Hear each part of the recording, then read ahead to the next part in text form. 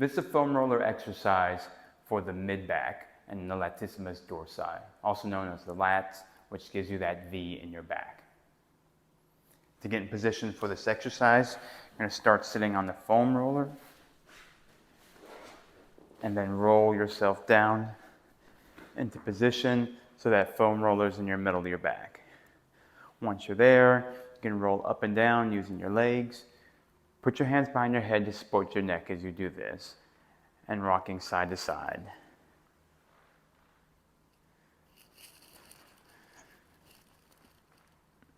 So if you hit a trigger point while you're here, you want to sit and hold.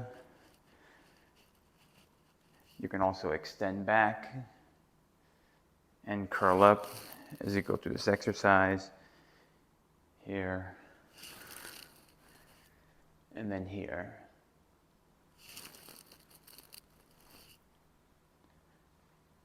To get the lat, you're going to be directly on your side. Place that foam roller underneath your armpit, rolling a little bit towards your center, getting that point in your lat. So once you're here, you can rotate in and out. When you have a trigger point, you can stick and hold there for 20 to 30 seconds.